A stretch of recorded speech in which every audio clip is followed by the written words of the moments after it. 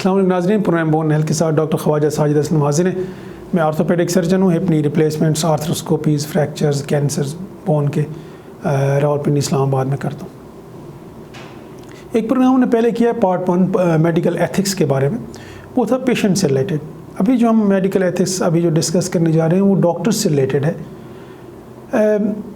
Medical ethics medical college से पढ़ाया जाता है, एक सब्जेक्ट होता है कि एथिक्स क्या है मेडिसिन जब हम प्रैक्टिस करते हैं। तो इसी तरह ग्रेजुएशन के वक्त एग्ज़ाम्स में ये चीज़ें शामिल होती हैं। इसी तरह पोस्ट ग्रेजुएशन में ये मेडिकल एथिक्स सिखाए जाते हैं, ट्रेनिंग की जाती है, फिर पोस्ट ग्रेजुएशन के एग्ज़ाम में ये चीज़ें होती हैं। तो it's a fundamental part of medical education, basic चीज़ है ये। हाँ, ये अलग चीज़ है कि कुछ लोग इसको प्रैक्टिस करते हैं, कुछ लोग फॉर ग्रांटेड लेते हैं या नहीं करते हैं या भूल जाते हैं।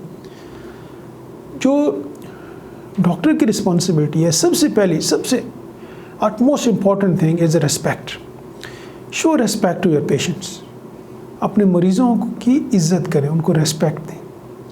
कोई नहीं पता कि वो मरीज़ कहाँ से चल के आया है, कितनी दूर से आया है, कितनी मुशक्क़त से आया है, कितना पैसा खर्च करके आया है, अफोर्ड कर सकता है नहीं, और कितनी तकलीफ़ में है, कितने डॉक्टर्स को दिखाया, उसको इलाज नहीं हुआ, बेहतर नहीं हुआ, फिर वो आपके पास आया। तो वो तकलीफ़ में, already he is in pen, already he is suffering. तो उसको अगर रिस्पेक्ट ना दी जाए तो दैट्स अनफेयर आई थिंक। तो ये फंडामेंटल पार्ट है मेडिसिन का कि डॉक्टर्स या medical related staff like paramedics हैं, नर्सेज हैं, लैब टेक्नीशियंस हैं, हेल्थ से रिलेटेड जितना भी स्टाफ है, show respect to your patients.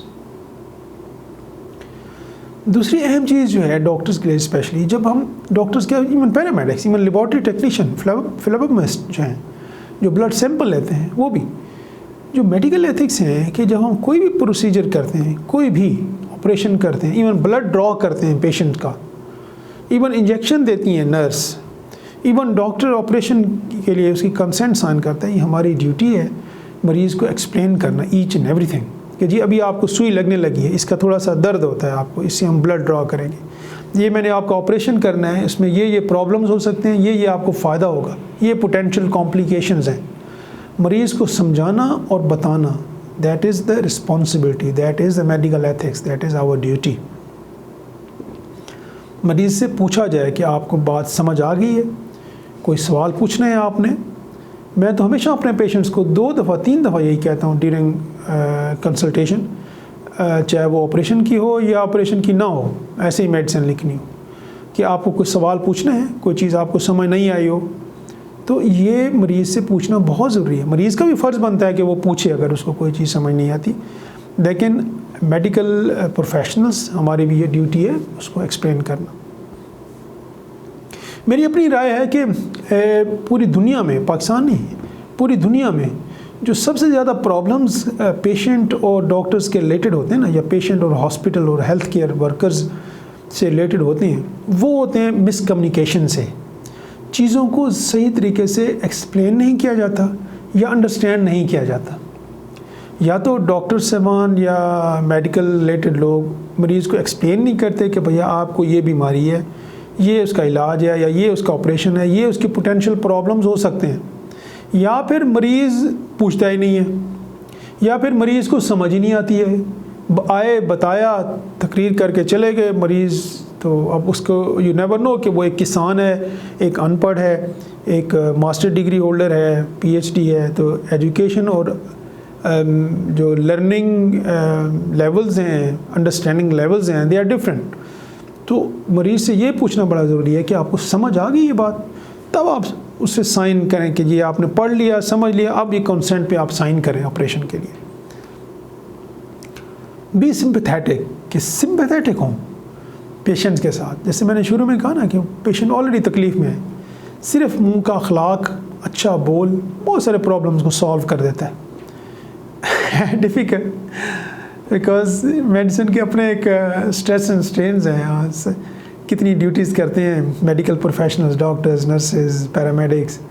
उसके बाद कितना एक डिफ़िकल्ट हो जाता है, या जो पेशेंट आता है उसका एटीट्यूड से रेसिप्रोकल रिस्पॉन्स कैसे होता है। चलो quite different things, quite lot things about that. लेकिन सिंपैथेटिक मुंह का अच्छा अखलाक होना दोनों तरफ, चाहे वो पेशेंट्स हों या हेल्थ केयर वर्कर्स हों, ये बड़ा इम्पॉर्टेंट है मरीज़ के बेहतर होने के लिए। कोई भी चीज़ दी जाए मेडिसिन में, पेशेंट की जहाँ ड्यूटी है पूछना कि ये दवाई आपने लिखी है तो इसके क्या फ़ायदे क्या नुकसान है, ये किस चीज़ की है दवाई। इसी तरह डॉक्टर का काम है उसको बताना कि ये मेडिसिन लिखी है, ये आपके दर्द की है, ये मल्टीविटामिन है, ये बताना उसके लिए उसको ज़रूरी है मरीज़ को।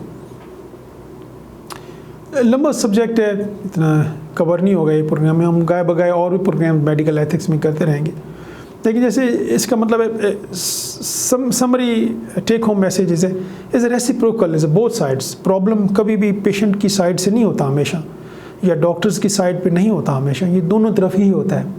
लेकिन दोनों तरफ अगर अपनी रिस्पॉन्सिबिलिटी को समझें और करें तो बहुत सारे प्रॉब्लम सॉल्व हो जाते हैं। पेशेंट से रिलेटेड हेल्थ बेहतर से बेहतर इलाज दिया जा सकता है और कम से कम प्रॉब्लम्स को फेस करना होता है। अपना और अपनी फैमिली की सेहत का ख्याल रखिएगा। डिस्प्ले पे मेरा नंबर है, किसी ने कॉन्टैक्ट करना है, you are welcome. Thank you.